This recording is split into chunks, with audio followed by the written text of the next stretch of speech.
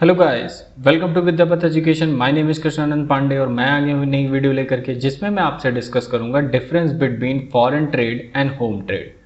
पिछली वाली वीडियो में मैंने आपको सिमिलैरिटीज डिस्कस की थी, जिसमें मैंने बताया था कि फॉरेन ट्रेड और होम ट्रेड के बीच में क्या सिमिलैरिटीज़ हैं। इस वाली वीडियो में मैं डिफरेंस आपसे बताऊँगा, ठीक है, और आपको समझाने की कोशिश करूँगा कि चूँकि इतनी ज़्यादा सिमिलैरिटीज़ होने के बावजूद भी ये दोनों ही ट्रेड एक दूसरे से अलग हैं, ठीक है। जोग्राफिकल बाउंड्री को अगर हम ध्यान ना दें तो भी बहुत सारी चीज़ें हैं जो ये एक दूसरे से इनको अलग करती हैं। तो इस वाली वीडियो में हम इन सारी चीज़ों के बारे में डिस्कस करेंगे। और पिछली वाली वीडियो जिन लोगों ने देखी है और जिन्होंने उसका PDF डाउनलोड कर लिया है तो ठीक है, जिन्होंने नहीं देखी है तो फिर इस वाली वीडियो को देखने से पहले आप पहली वीडियो देखें, ताकि आप रिलेट कर पाओ चीज़ों को और आपको अच्छे से समझ में आए, ठीक है। तो इस वाली वीडियो को मैं स्टार्ट करने से पहले बता दूं कि ये इस पेपर की जो मैं सीरीज़ निकाला हूँ, ये आपके फॉरेन ट्रेड ऑफ इंडिया का जो पेपर आपका होता है कॉमर्स में, इसमें मैं ये डिस्कस करूँगा कि टॉपिक वाइज कोशिश करूँगा पूरी वीडियोस लाने की, ठीक है। और इसमें ये भी डिस्कस करूँगा कि कौन से इंपॉर्टेंट चैप्टर हैं, कौन से इंपॉर्टेंट टॉपिक हैं जो आपको पता होने चाहिए, ठीक है। तो बिना टाइम वेस्ट किए वीडियो को स्टार्ट करते हैं। सो गाइज, सबसे पहले यहाँ पर जो मेन 4 फीचर्स ऐसे हैं जो एक दूसरे को फॉरेन ट्रेड कह लें और जो आपका डोमेस्टिक ट्रेड है, उन दोनों को एक दूसरे से अलग करते हैं। यहाँ पर उन चारों फैक्टर्स के बारे में मैंने डिस्कस कर रखा है और एक एक करके अब हम इनके बारे में पढ़ेंगे। मैंने जो 4 फैक्टर यहाँ पर डिस्कस किए हैं वो है, पहला आपका इमोबिलिटी ऑफ फैक्टर, दूसरा है सेपरेट मार्केट, तीसरा है डिफरेंट ग्रुप और चौथा है different national policy and intervention. एक एक करके हम इन चारों टॉपिक्स को देखेंगे। बुक में आपको किसी में 6 डिफरेंस देखने को मिलेंगे, किसी में 5 डिफरेंस देखने को मिलेंगे। आप कंफ्यूज ना हो, मेन 4 डिफरेंस हैं जो मैं आपको बताने जा रहा हूँ, ठीक है। अलग अलग बुक में अलग अलग तरह के डिफरेंस दे रखे हैं, फीचर्स दे रखे हैं, तो उससे कंफ्यूज नहीं होना है। हमें अपने टॉपिक को समझने के लिए ये 4 टॉपिक ऐसे हैं जिन्हें अगर आपने समझ लिया तो आई होप कि आपका ये जो पूरा टॉपिक है कि डिफरेंस क्या होता है फॉरेन ट्रेड और डोमेस्टिक ट्रेड के बीच में, ये बहुत ईजिली आपको समझ में आ जाएगा। एक एक टॉपिक हम कवर करेंगे। सबसे पहले हम कवर करेंगे इमोबिलिटी ऑफ फैक्टर्स या रिसोर्सेस, साधनों में गतिशीलता का अभाव, ठीक है। तो नेक्स्ट स्लाइड पे बढ़ते हैं। सो गाइस, सबसे पहले मैं आपको ये बता दूं कि जो इमोबिलिटी ऑफ फैक्टर है, according to the classical economist, जो क्लासिकल इकोनॉमिस्ट हमारे हुए हैं, उनके अकॉर्डिंग अगर हम बात करें तो क्या है इमोबिलिटी ऑफ फैक्टर और क्यों है ऐसा, ठीक है। ये सारी चीज़ें हम इस टॉपिक में डिस्कस करेंगे कि इमोबिलिटी ऑफ फैक्टर को बता करके वो कहना क्या चाह रहे थे। तो जो हमारे क्लासिकल इकोनॉमिस्ट हैं उनका मानना था कि there is mobility in labour and capital. Basically जब हम किसी भी थ्योरी को आगे एक्सप्लेन करेंगे तो हम बेसिकली लेबर और कैपिटल को ही 2 फैक्टर ऐसे हैं जिनको कंसिडर करके आगे बढ़ेंगे और हम सिर्फ फैक्टर प्रोडक्शन में इन्हीं दोनों को ले रहे हैं, ठीक है। ये बात मैंने आपको पहले बता दी है ताकि आगे चल के आपको कन्फ्यूजन ना हो कि सर आपने 4 फैक्टर्स बताए थे फैक्टर ऑफ प्रोडक्शन के, लेकिन यहाँ पर आप डिस्कस सिर्फ 2 को क्यों कर रहे हो, ठीक है। तो क्लासिकल इकोनॉमिस्ट का मानना था कि there is mobility in labour and capital within a country from one production unit area, या यूं कहें one production area to another, ठीक है। इनका मानना ये था, जो हमारे क्लासिकल इकोनॉमिस्ट थे जिनको आप हिंदी में प्रतिष्ठित अर्थशास्त्रियों के नाम से जानते हैं, तो उनका ये मानना था कि जो फैक्टर ऑफ प्रोडक्शन है, जैसे कि आपका लेबर हो गया और आपका कैपिटल हो गया, ये एक कंट्री के अंदर तो इनके अंदर मोबिलिटी होती है, चालकता होती है, गतिशीलता होती है, ये आराम से एक दूसरे जगह पे मूव कर सकते हैं, भेजे जा सकते हैं। But two different countries lack of mobility in labour and capital. Simple सी बात है, इनका कहने का मतलब ये है कि जो कंट्री है उसके अंदर अगर हम बात करेंगे तो आपको देखने को मिलेगा कि ये जो मोबिलिटी है फैक्टर्स की, ये बहुत ही ईजिली अवेलेबल होती है, या यूं कहें कि जो फैक्टर में मोबिलिटी होती है वो बहुत ही आराम से हो जाती है, फैक्टर्स को कोई बहुत बड़ी परेशानी झेलनी नहीं पड़ती है।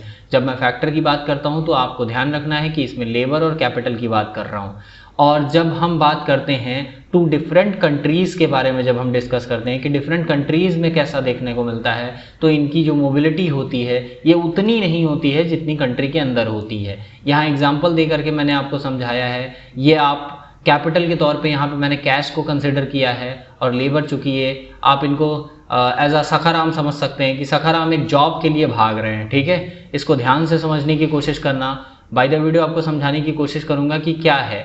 जैसे मान लेते हैं कि सखाराम रह रहे हैं इस समय, आप जैसा कि देख रहे हैं वीडियो में कि जो सखाराम हैं हमारे, वो कहाँ रह रहे हैं, वो रह रहे हैं आपके जम्मू एंड कश्मीर में, ठीक है। जम्मू एंड कश्मीर में इनको एक एडवर्टाइजमेंट का पता चला कि जॉब यहाँ पर अवेलेबल है, और ये भागते हैं कि भाई चलो मुझे जॉब करनी है, ठीक है।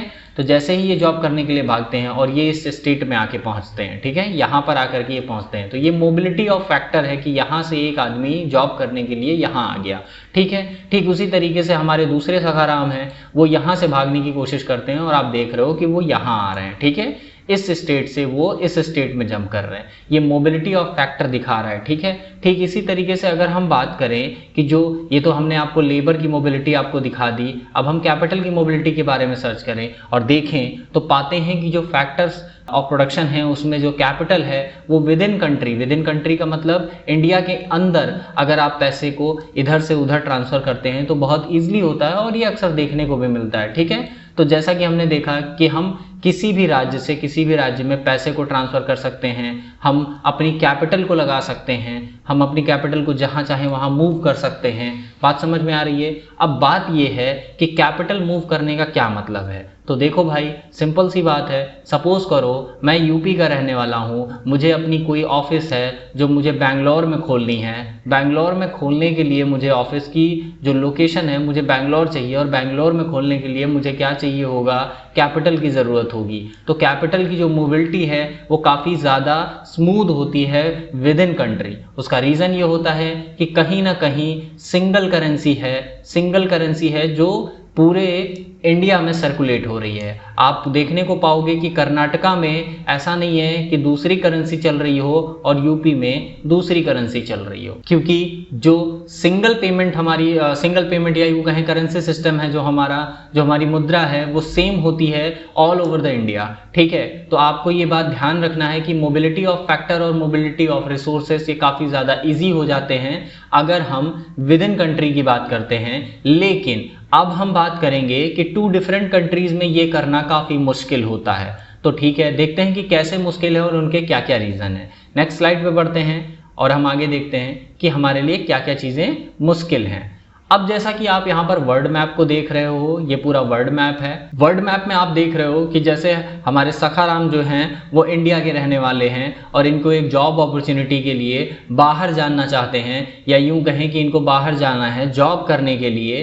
तो इनके लिए कौन कौन से ऐसे फैक्टर्स हैं जो इनको बाहर जाने से रोकते हैं, या यूं कहें कि जो हमारे क्लासिकल इकोनॉमिस्ट ने कहा था हमारे कहा है कि भाई जो मोबिलिटी ऑफ फैक्टर है वो अगर हम बात करें विद इन कंट्री तो देखने को मिलता है कि मूवेबल होते हैं, बट अगर हम बात करें आउटसाइड ऑफ द कंट्री तो वो चीज़ें हमें उतनी मोबिलिटी नहीं देखने को मिलती जितनी विद इन कंट्री देखने को मिलती है। तो मैंने कुछ ऐसे पॉइंट्स हैं जो आपको मेंशन कर रखे हैं और आई होप कि आपको ये पॉइंट्स समझने भी बहुत ज़्यादा ज़रूरी हैं। कौन कौन से ऐसे पॉइंट्स हैं, इन पे एक नज़र डाल लेते हैं। सबसे पहला है स्टैंडर्ड ऑफ लिविंग, या यूं कहें जीवन स्तर। अक्सर हम देखने को पाते हैं कि जो हमारा जीवन स्तर है वो यहाँ पर हम छोटी छोटी बचतों को बहुत ज़्यादा प्रोत्साहित करते हैं, हम सेविंग्स को जनरेट करने पे ज़्यादा फोकस करते हैं। ऐसा अक्सर हमारी जो मम्मी हैं वो देखने को मिलता है कि हमारी मदर्स जो होती हैं वो छोटी छोटी सेविंग्स को जनरेट करने की कोशिश करती हैं। वो सोचती हैं कि जो छोटी सेविंग्स है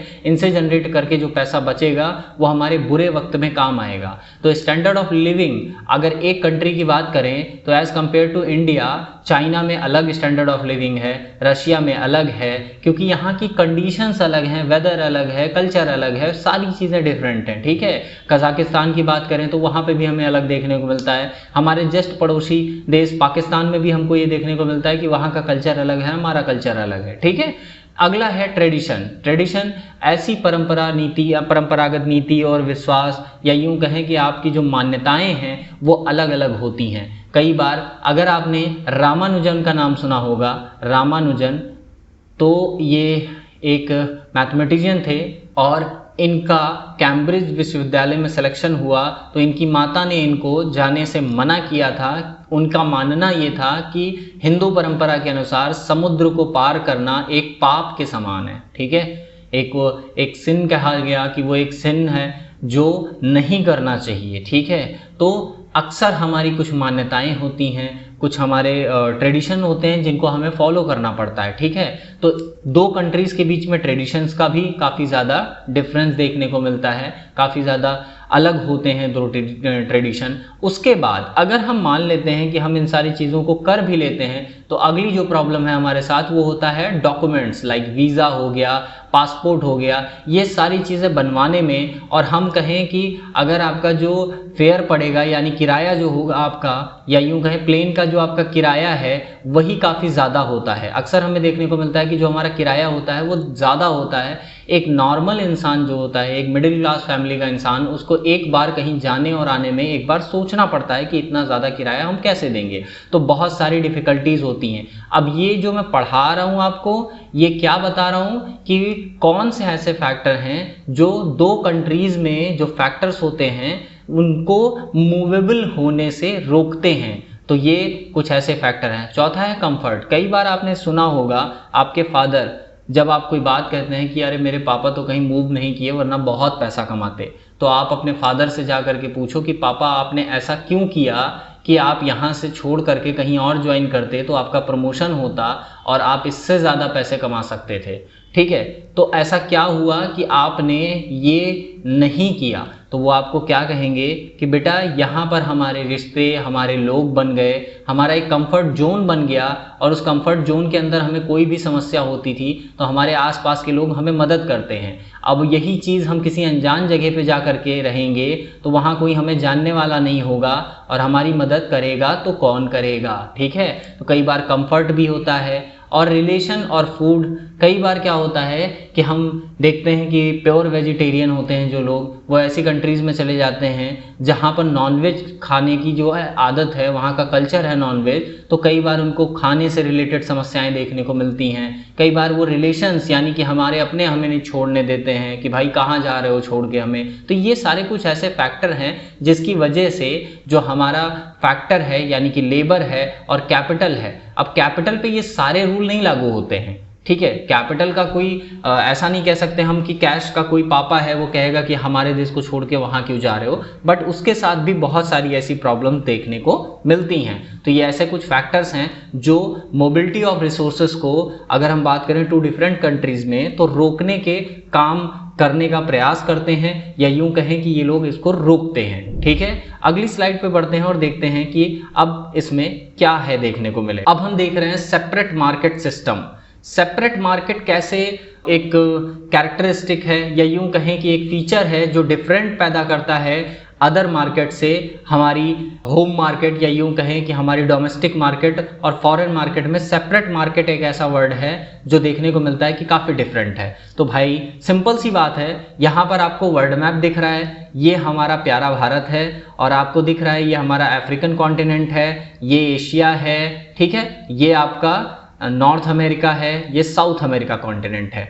अगर हम बहुत ही सिंपल लैंग्वेज में बात करें तो आपको एक बात बहुत अच्छे से पता होगी कि जो स्पोकन लैंग्वेज है वो डिफरेंट कंट्रीज़ में अलग अलग है। कई बार तो अब चूंकि अगर हम बात करें तो हमारे यहाँ यूनिटी इन डाइवर्सिटी कहा जाता है, हमारे यहाँ खुद ही बहुत सारी भाषाएं हैं, और बहुत सारी भाषाओं के साथ साथ उनकी बोलियां भी बहुत सारी हैं। ऐसे ही अलग अलग कंट्रीज़ में अलग अलग लैंग्वेज बोली जाती है, और लैंग्वेज एक सबसे बड़ा इम्पैक्ट डालती है किसी भी मार्केट पे, ठीक है। चूँकि अगर मैं आपसे कहूँ कि आप चाइना के मार्केट में जा करके कोई सामान खरीदिए और वहाँ मोल भाव करिए तो आपको काफ़ी ज़्यादा प्रॉब्लम आएगी। मे बी आप 2-3 वर्ड याद करके जाओगे, जैसे अगर किसी भी गुड्स एंड सर्विसेज के प्राइस पता करने हैं तो आप कहोगे हाउ मच, ठीक है, टू कॉस्टली कह सकते हैं आप, ठीक है, आप कहोगे टू कॉस्टली, या काफ़ी ज़्यादा आप कह सकते हो कि बहुत महंगा है, लेकिन वहाँ पर आप हिंदी नहीं बोल सकते। आई मीन कि आप इंग्लिश लैंग्वेज को यूज़ करोगे।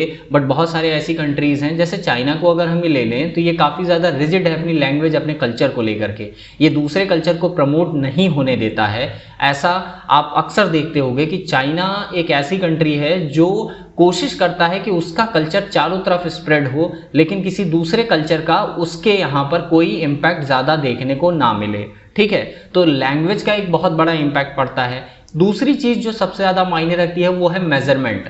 आपने सुना होगा कि हमारे यहाँ जब हम वेट को मेज़र करते हैं तो हम कहते हैं केजी में है, ग्राम में है, ठीक है, किलोग्राम हो गया, ग्राम हो गया, हेक्टोग्राम हो गया, ऐसे बहुत सारी यूनिट्स को कवर करते हैं। लेकिन अगर आप वेस्टर्न में जाएंगे तो आपको वहाँ पॉन्ड देखने को मिलता है कि 1 पॉन्ड 2 पॉन्ड, है ना। जैसे अगर हम बात करें कि हम लेंथ को मेज़र करते हैं हमारे यहाँ किलोमीटर, ठीक है, सेंटीमीटर, मीटर, हेक्टोमीटर, है ना, डेकामीटर, ऐसे में मेजर करते हैं तो ठीक है। अगर आप वेस्टर्न कंट्री में जाएंगे तो आपको एक वर्ड सुनने को मिलता है माइल, ठीक है, कि जिसको आप हिंदी में मील कहते हो, 1 मील 2 मील, ठीक है। तो दूरी को मेज़र करने का तरीका अलग है और वेट को मेज़र करने के अलग अलग यूनिट्स यूज़ किए जाते हैं। हम डिग्री सेंटीग्रेड में टेम्परेचर को मेज़र करते हैं, लेकिन बाहर हमें देखने को मिलता है कि फ़ारेनहाइट में मेज़र होता है, ठीक है। किस में मेज़र होता है? फ़ारेनहाइट में टेम्परेचर को। तो ये अलग अलग मेज़रमेंट यूनिट्स यूज़ की जाती हैं किसी चीज़ को वेट करने के लिए, किसी चीज़ की लंबाई नापने के लिए, तो इन सब का भी काफ़ी ज़्यादा इम्पैक्ट पड़ता है।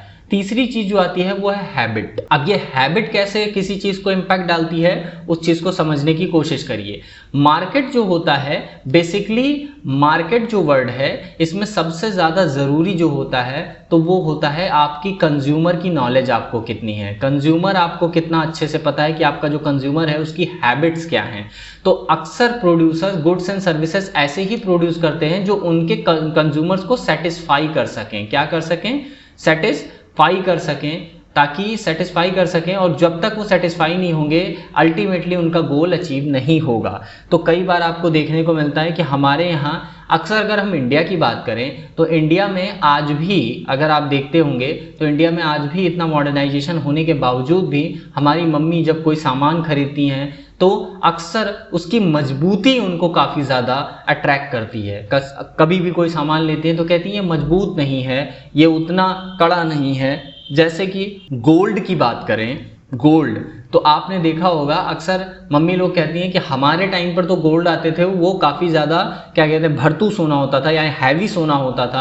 आजकल तो ये पता नहीं क्या फूल टाइप से बना के दे देते हैं जिनका कोई वेट ही नहीं है। अक्सर आप देखते हो कि जैसे स्टील के बर्तन हो गए, यूटेंसिल्स हो गए, आपके घर के गोल्ड हो गए, आपको चांदी लेनी है तो अक्सर मम्मियों का यही कहना होता है कि इनमें जो है ना मजबूती नहीं है ना, क्योंकि मजबूती ना होने की वजह से जो है नहीं उसको परचेज किया जाता है। तो आपको नहीं लगता कि हमारे यहाँ जो प्रोड्यूसर्स हैं, जितने भी हमारे यहाँ प्रोड्यूसर हैं, तो वो क्या करते हैं, वो इंडियन कस्टमर की नीड एंड वांट के अकॉर्डिंग अपने जो प्रोडक्ट होता है उसको शेप करते हैं, प्रोडक्ट को शेप करते हैं। अक्सर आप पैकेजिंग अलग देखोगे, आप वेस्टर्न कल्चर में जाओगे तो वहाँ पर गुड्स एंड सर्विसेज की पैकिंग अलग होती है। क्यों? क्योंकि उनको उसकी आदत पड़ चुकी है और हमारी आदत अलग है। तो सेपरेट मार्केट किस तरीके से एक फैक्टर है जो हमारे इंडिया से अदर कंट्रीज से हमें कैसे अलग करता है और अदर कंट्रीज के ट्रेड को कैसे अलग करता है, इस चीज़ को आपने इस स्लाइड में समझा होगा। आई होप कि आपको बहुत ही सिंपल लैंग्वेज में मैं समझाने की कोशिश कर रहा हूँ और आपको समझ में आ रहा है।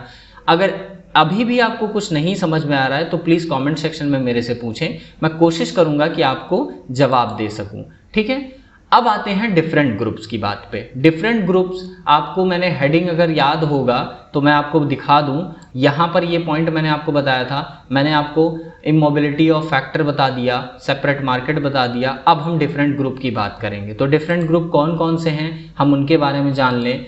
सबसे पहली बात, डिफरेंट ग्रुप में आप ये समझ लें कि ये इस टॉपिक में आपको क्या मेंशन करना है, क्या लिखना है और क्या समझना है। ये बहुत ही कंसाइज मटेरियल मैंने निकाल करके आपको दिया है। आपको पूरी बुक में इतना ही निचोड़, एक तरह से कह सकते हैं, आपको पढ़ना है, इससे ज़्यादा आपको नहीं जानने की ज़रूरत है। यहाँ लिखा हुआ है the third difference between internal and international trade is that the trade with in a country is between similar group of people.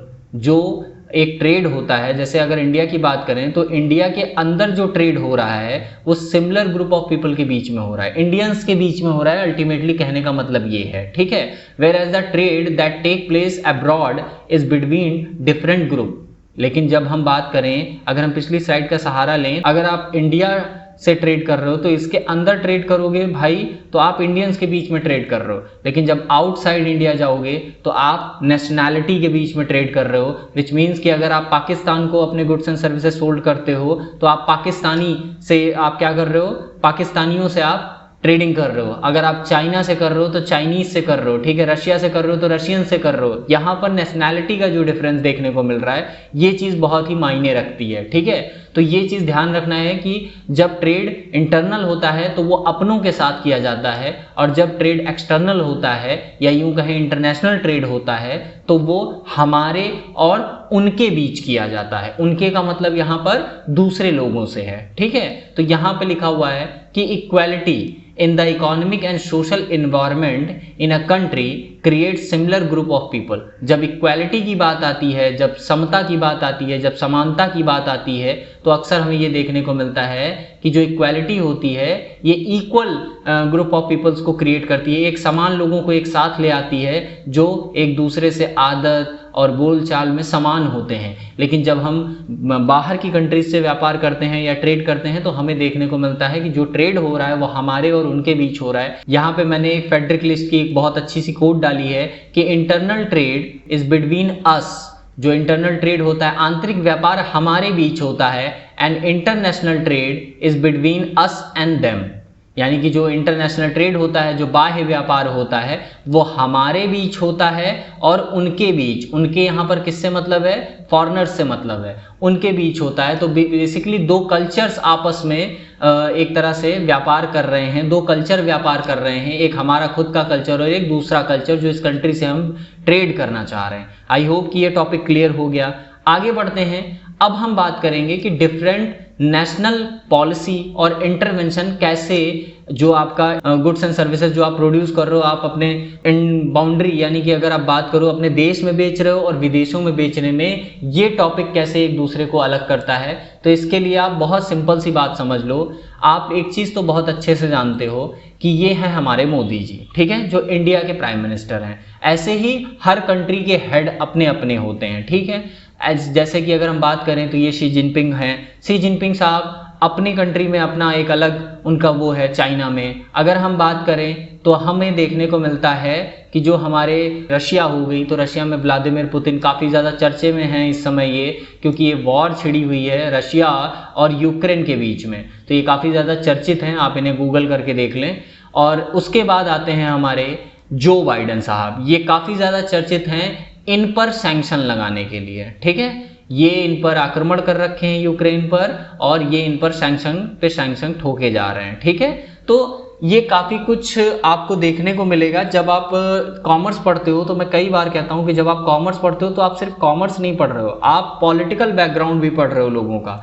कई बार क्या होता है, अब चूंकि आपको एक बात पता है कि हमारी जो नीति है वो अलग है। आपने कई बार खबरों में सुना होगा कि रशिया पर सैंक्शन लगने के बावजूद भी हम ऑयल परचेज कर रहे हैं, गैस परचेज कर रहे हैं रशिया से, और सारा विश्व ये देख के हैरान है कि किस तरीके से हम अपने इंटरनेशनल ट्रेड को ऐसी कंट्री के साथ जोड़ रहे हैं, ऐसी कंट्री के साथ इंटरनेशनल ट्रेड कर रहे हैं जिस पे ऑलरेडी सैंक्शन लगे हुए हैं। आई होप कि आपको बात समझ में आ रही है। ये बिल्कुल ऐसा है कि एक ऐसा इंसान जिसको कोई छू नहीं रहा है, जिसको कोई देखना नहीं पसंद कर रहा है इस टाइम पर, हम उससे ट्रेड कर रहे हैं, जबकि ये जानते हुए कि ऑल ओवर वर्ल्ड हमारे अगेंस्ट हो सकता है। तो ये जो हमारी नेशनल पॉलिसी है, ये इसकी वजह से हम कर पा रहे हैं, क्योंकि हमारी जो राष्ट्रीय नीति है वो अलग है। बात को समझने की कोशिश करिए।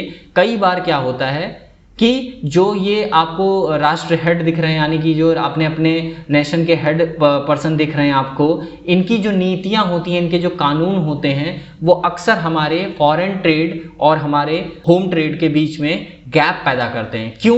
क्योंकि उसका सिंपल सा रीज़न है भाई, जो बाइडन है ये अपने अमेरिकी नागरिकों के बारे में सोचेंगे। इनको हमेशा ये सोचना होता है कि हमारे जो अमेरिकी नागरिक हैं उनकी सेहत, उनके इंटरेस्ट पे कोई ऐसा इम्पैक्ट ना पड़े जो कि खराब हो, ठीक है। ठीक उसी तरीके से इस समय रशिया जो यूक्रेन पे आक्रमण कर रहा है, तो क्यों कर रहा है? क्योंकि उसको इस बात से कहीं ना कहीं डर है कि अगर नाटो की सेना उसके चारों तरफ आ जाएगी तो कल को चल के हम खतरे में पड़ सकते हैं। तो यहाँ पर जिस तरीके से रशिया ने इंटरवेंशन किया है, क्या सोचकर? अपने पब्लिक इंटरेस्ट को लेते हुए कि हमारा जो पब्लिक इंटरेस्ट है, हमारे लोगों की जो सेफ्टी है वो खतरे में आ रही है।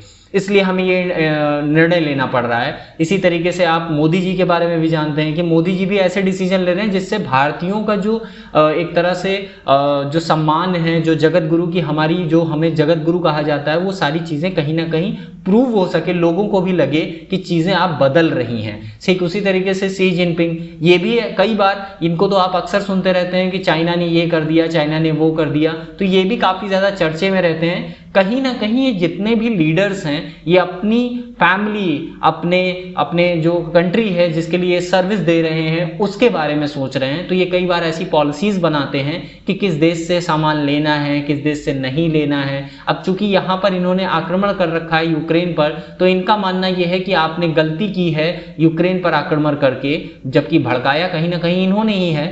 लेकिन इन्होंने क्या किया कि ये काफ़ी ज़्यादा क्या कर रहे हैं, उस पर सैंक्शंस लगा रहे हैं, प्रतिबंध लगा रहे हैं कि आप इनको तेल नहीं बेच सकते, रशिया, आप किसी को ऑयल, रशिया से कोई ऑयल ना खरीदे।